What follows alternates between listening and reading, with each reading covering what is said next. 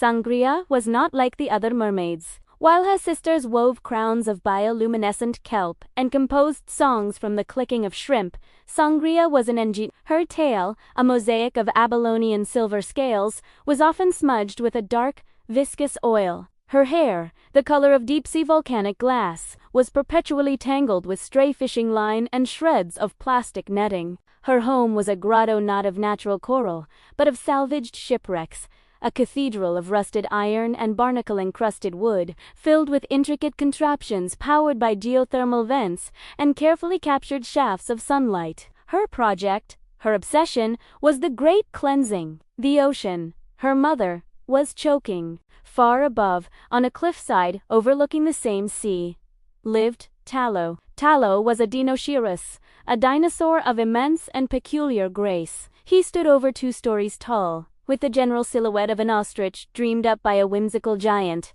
His legs were powerful pillars, his neck long and elegant, and his arms ended in 3-fingered hands of surprising dexterity. His head was a unique structure, a bony, toothless crest that gave him a permanently thoughtful expression. His body was covered not in scales, but in a shaggy, feathery coat, the color of dry savanna grass. Tallow was an inventor. His cliffside nest was a sprawling workshop of woven vines and polished stone, filled with levers, pulleys, and his greatest passion, solar crystals. These were intricate lattice of quartz and presse that could capture and store sunlight for weeks, powering everything from his automatic fruit pickers to his self-stirring compost heaps. Their worlds collided during one of Sangria's salvage missions. A storm had sunk a cargo ship, and a new, terrible kind of garbage had appeared, a shimmering, soupy slick of microplastics that clung to the gills of fish and clouded the water. As Sangria fought to contain it with a hastily built filtration net,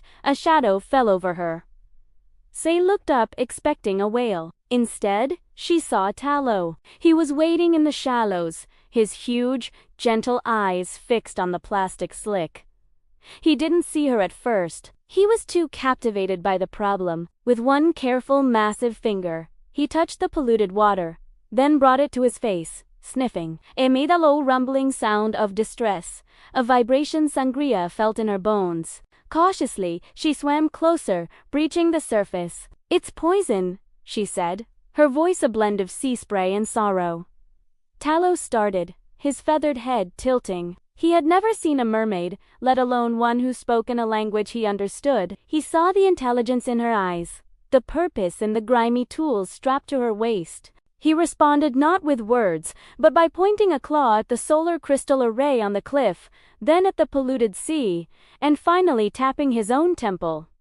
That was the beginning. Their collaboration was a symphony of 2 different geniuses. Sangria would dive, bringing up samples of the most pernicious garbage: ghost nets, toxic battery casings, tangled masses of plastic rings. She would describe the ocean's deep currents, the GRs where the trash collected, the way it ensnared and killed. Tallow would listen, his head cocked, his clever hands sketching designs in the wet sand of the shore. He named her Sangria, for the deep red of a rare saffron she had once given him. She called him Tallow for the warm, waxy color of his feathers in the sunset. The invention began to take shape. Tallow built the body, which they named the Leviathan's lungs. It was a vast, buoyant platform made of buoyant, hollowed-out logs and woven reeds, topped with a magnificent, intricate canopy of Tallow's solar crystals. They gleamed like a field of frozen honey in the sun. Sangria designed the heart and mind. Using polished obsidian mirrors and lenses, she created an optical AI, a brain that used focused sunlight to process information. She taught it to recognize the spectral signature of plastic versus living creatures, to map the ocean currents, and to distinguish between a jellyfish and a floating bag. This brain, she called the coral cogitator. The final piece was the collection system. Inspired by the baleen of a whale, Tallow engineered a massive, gentle intake valve at the front of the platform. As the Leviathan's lungs sailed on solar-powered currents, water would flow in. Sangria designed a series of filters. First, a wide mesh for large debris, then progressively finer sieves woven from her strongest spider silk-thin cables, down to a molecular-level filter for the The clean water would then be expelled from the back. while the compacted garbage was stored in biodegradable containers for Tallow to later launch into a carefully calculated solar orbit.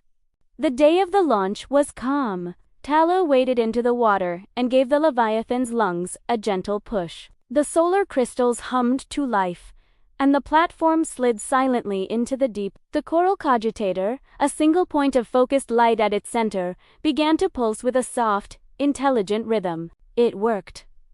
They watched from their respective domains, Sangria from the waves, Tallow from the cliff, as their creation sailed towards the great eastern garbage patch.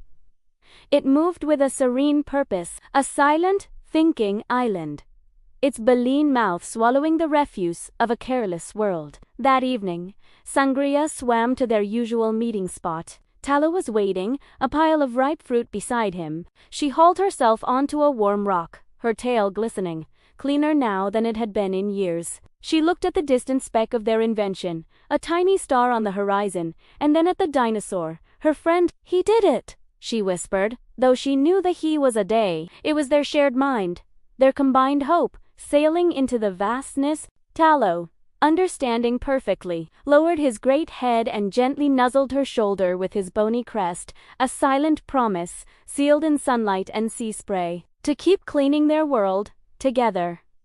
The end. Thank you for watching, and please don't forget to like, share, and subscribe.